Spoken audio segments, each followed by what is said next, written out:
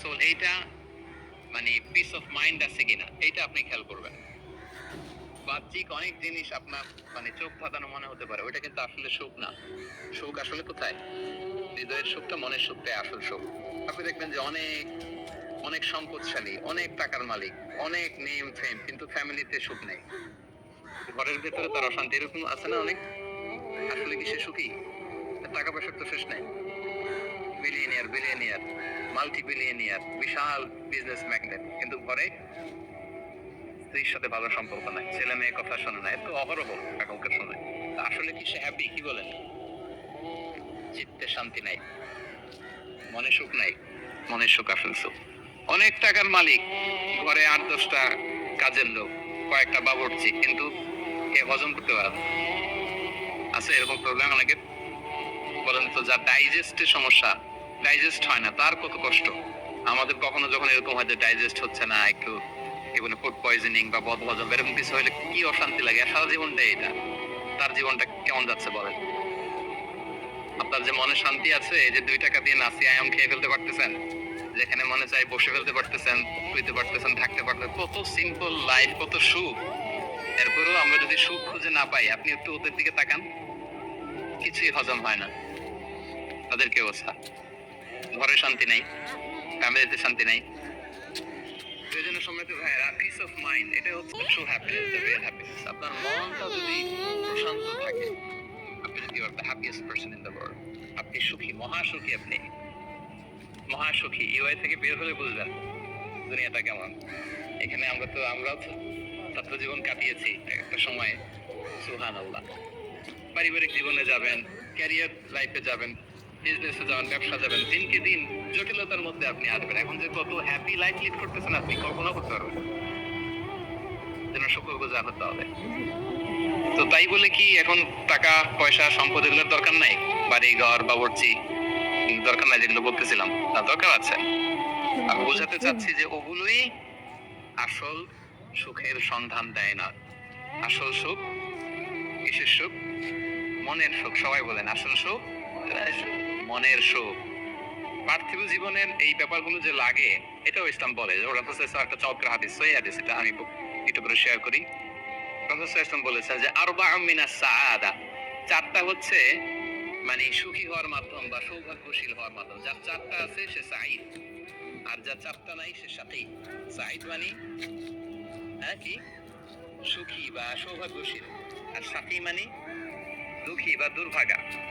তো সুখী কারা বা সৌভাগ্যশীল কারা? রাসূলুল্লাহ ইসলাম পার্থিব জিনিস যে লাগে, এটা যে ইসলাম ডিনাই করে না, তার প্রমাণ রাসূলুল্লাহ ইসলাম বলছেন যে আরবাউন মিনাস সাআদা, 4টা জিনিস মানুষের সুখ নিশ্চিত করে, সুখ এনে দেয় পার্থিব জগতে, দুনিয়াবি হাইসিয়াতে আর কি। 1 নম্বর হচ্ছে আল মারাতুস সালিহা, নেককার স্ত্রী।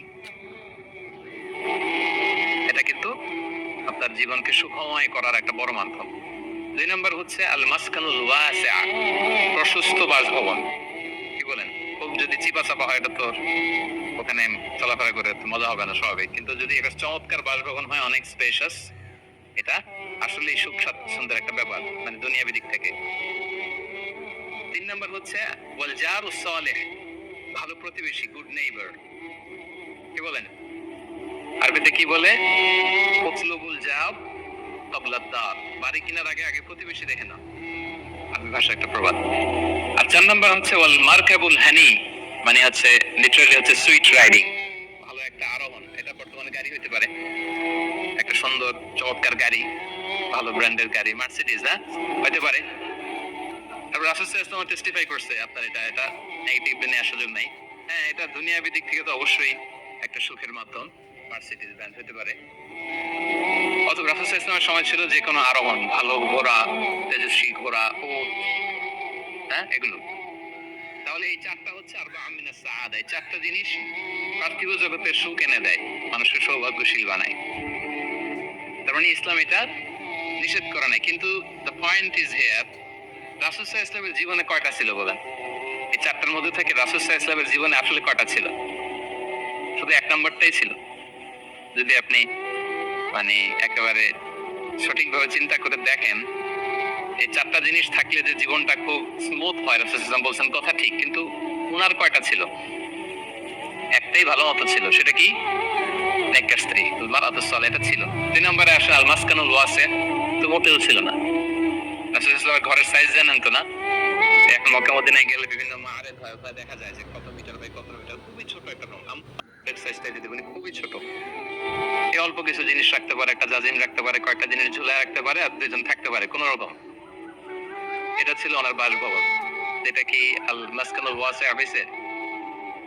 পান নাই উনি এটা। এরপর একটা আসেন ওয়াল জারুস সালেহ, ভালো প্রতিবেশী পাইছেন? কাছাকাছি ধরলে পাইছেন, পাশে ফাতেমার ঘর, দিকে স্ত্রীদের ঘর, কিন্তু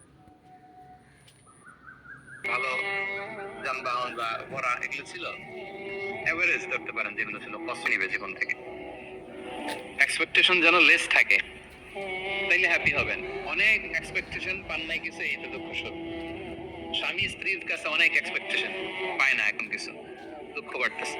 স্ত্রী স্বামীর কাছ থেকে অনেক এক্সপেকটেশন, যখন হয় না ফুলফিল কষ্ট পায়। বন্ধু বন্ধুর কাছে এক্সপেকটেশন অনেক বেশি, বাবা ছেলের কাছে এক্সপেকটেশন অনেক বেশি, সুপারভাইজার ছাত্রের কাছে এক্সপেকটেশন, ছাত্রের সুপারভাইজারের প্রতি। এই যে এটা তো বাস্তবতা, তাই না? যখন আপনি হাই এক্সপেকটেশন নিয়ে থাকবেন কিন্তু আউটকাম এরকম পাচ্ছেন না, তো কি হ্যাপি না আনহ্যাপি? বলেন হ্যাপি না আনহ্যাপি? কিন্তু এক্সপেকটেশন খুব একটা আপনি বেশি করেন নাই। এরপরে আপনি যদি বেশি পান কেমন লাগবে? ভালো লাগবে না? আমার এক্সপেকটেশন নেই, একটা হইলেই হইলো। এরপরে দেখি মাশাআল্লাহ শুধু আসতেছে, কেমন লাগবে? ভালো লাগবে? হ্যাঁ, এই জন্য expect less. Expect less money. I'm not talking about the goal. Goal should be higher and higher and bigger. গোল বড় হবে, কিন্তু আপনার এক্সপেকটেশন যেন অনেক বড় না হয়।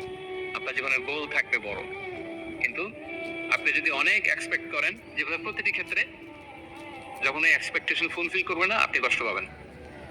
এজন্য কালকে কি খাবো, আগামী মাসে কি হবে, এরপরের বছর, এই যে হাহুতাশ করা, অনেক এক্সপেক্ট করা, এটা মানুষের জীবনে দুঃখ নিয়ে আসে। আপনি আজকের জন্য বাঁচেন, কালকের তো জন্মই হয় নাই, আগামীকালের জন্ম হয়েছে। আজকে চিন্তা করেন, আজকের এটা নিয়ে আপনি থাকেন, দেখবেন যে হ্যাপি আপনি। আর যখনই কালকে কি করব, আগামী মাসে কি হবে, 23 সালে তো নাকি মন্দা, টাকার দাম কমতেছে, বিশ্ববাজারের কি অবস্থা, এই গোটা দুনিয়া সব টেনশন যখন আপনি আপনার দায়িত্বে নেবেন, এই দুঃখ আপনার দুঃখ কেউ থামাতে পারবে না। দেখেন এখানে ইসলামের দৃষ্টিভঙ্গিটা কি দেখেন একটু। আল্লাহ রাসূল ইসলাম চমৎকার একটা কথা বলেছেন, সে বুখারীর বর্ণনা। রাসূল ইসলাম বলেছেন, দুনিয়ার চলতি পথে আমাদের চলাফেরাটা বা লাইফস্টাইলটা যদি এমন হয়, দেখবেন যে ইউ উইল বি হ্যাপি। রাসূলুল্লাহ সাল্লাল্লাহু আলাইহি ওয়াসাল্লাম বলেছেন, কুন ফি দুনিয়া কাআন্নাকা গরীব আও আবিরু সাবিল। এই দুনিয়াতে তুমি এমন ভাবে চলো যে তুমি গরীব। গরীবের ভালো বাংলা কি? মানে এই জায়গার লোক না, আর কি, এটা চেনা আরেক জায়গা, স্ট্রেঞ্জার ইংরেজিতে, মানে as if you are a stranger here.